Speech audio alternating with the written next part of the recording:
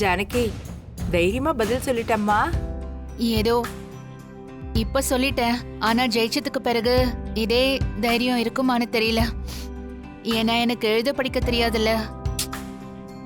அதெல்லாம் ஒண்ணும் இல்ல ஜானகி, உன்னால தைரியமா செயல்பட முடியும். பெரியம்மா, நல்லது செய்யறதுக்கு படிப்பெல்லாம் ஒரு தடையே கிடையாது. மனசுல தைரியம் இருந்தா போதும்.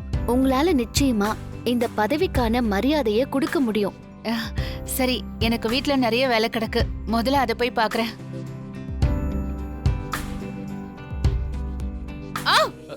ஜானகி ஐயோ பெரியம்மா, என்னாச்சு? பெரியம்மா, என்னாச்சு? என்னம்மா?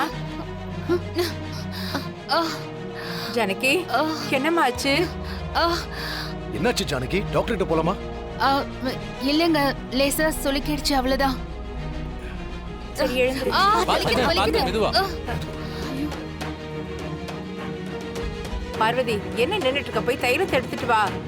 விட்டா இவங்க என்ன இந்த வீட்டுக்கு முழு நேரம் வேலைக்காரி ஆக்கிடுவாங்க போல இருக்கே.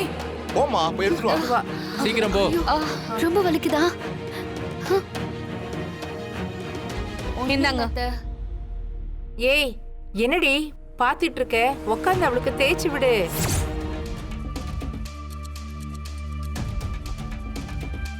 குடுங்க சித்தி, நான் தேய்ச்சி விடுறேன்.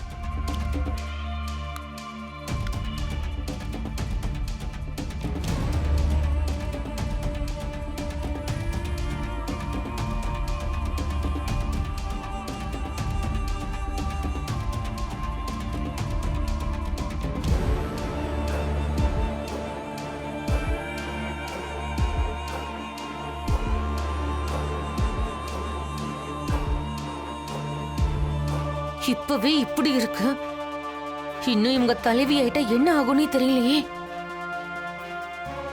ஆமா, நம்ம 2 பேரையும் இந்த வீட்டு வேலைக்காரிங்களாவே ஆக்கிடுவாங்க.